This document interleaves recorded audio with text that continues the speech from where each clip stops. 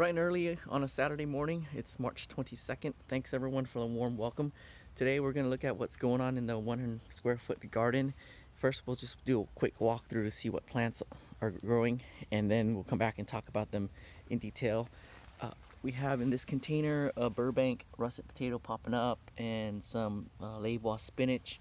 This is a this is a sharp blueberry, and over here we have a sunshine blueberry, and O'Neill blueberry over there. Where there are these mason jars that have bottoms cut out, we have not that one, we just sowed that one again, some cucumber seedlings. These are national pickling. This is a mid-pride peach. We're thinning out the peaches as they get bigger. And this is a giant mustard that we're saving its seeds, as well as this Chinese broccoli that we're saving seeds. Here we have a couple of varieties of garlic, and the ones we have are Cuban purple and BEIST, best, in there. The garlic in this area is not looking very good because we're having drainage issues, so we'll talk about it some more. What's down there? Some green corn, Oaxacan green corn that's sprouting.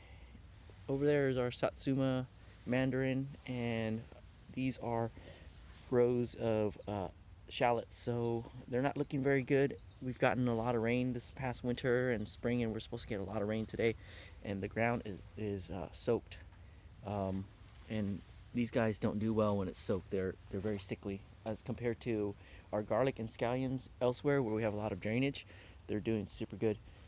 Here we had a drainage issue as well, and these are some of our varieties that we don't have elsewhere, and I've been debating about whether to just pull them up or let them continue to grow, because we want to at least save one bulb to replant, and the debate is whether just call it off and get new bulbs or not, because these guys might actually bring disease to our garden for other plants.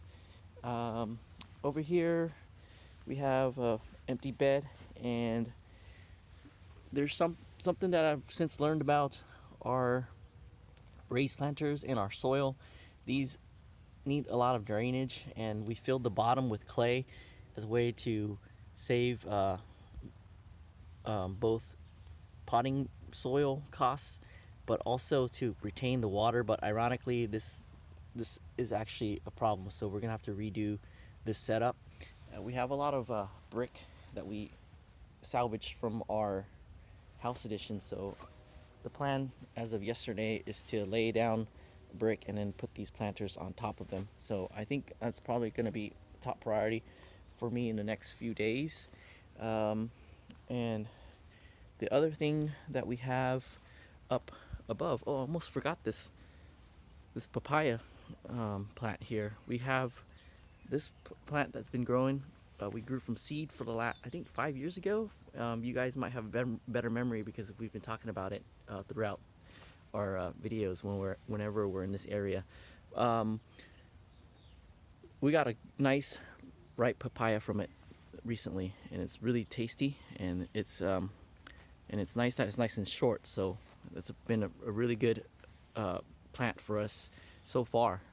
Up there is our grafted tree from 2 years ago, and it's produced some oranges for us. Those are California Rojo oranges.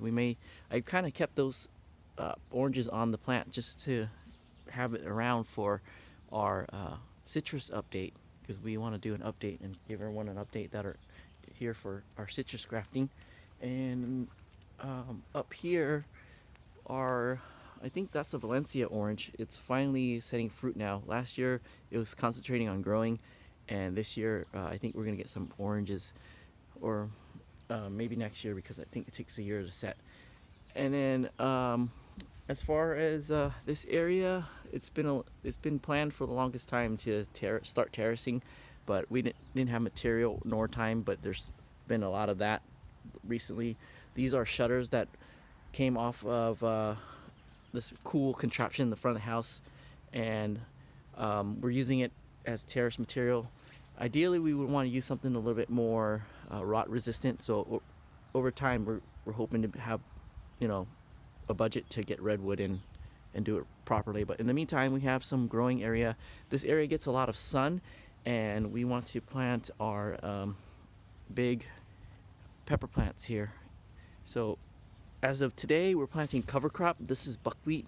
We're gonna turn it into the ground soon and let it start breaking down. With buckwheat, it has a lot of phosphorus in it, which is nice for fruiting plants like peppers.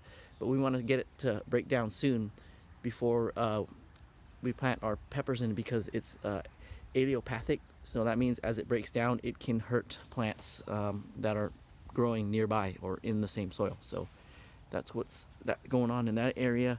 And then over here, our mulberry tree is fruiting like crazy here this year. There's a lot of Pakistan mulberries on here. So looking forward to warmer weather to where they can ripen up. And in front here, we're trying to get more growing space so for all our peppers. So we cut out a line in the grass and are fixing their soil right now for growing peppers. And then we have a comment from the previous videos about our succulents. Thanks for your interest in our succulents. We lost a lot of our growing areas for our succulents to the house edition, and so that whole planter has been miniaturized into this little planter here. Many of our succulents are in temporary holding areas like this, like these guys, until we find a spot for them. But I think I've located a good place for our succulents, so that's the other thing to do, is to start planting them now. As of now, there's plenty of dirt, but not enough time to get everything done, so I may have to change this channel to never enough time. Well, we're gonna end it here. We have other things to show in the next video, so we're gonna try to segment our garden up and talk about different areas, especially with since fall. We've been working hard on getting soil prepped up for all the plants that we want to plant this year, all the plants that you saw in the previous video. So until then, thanks for coming out to the 150 square foot garden, and see you in the next one. Stay happy and healthy, everyone.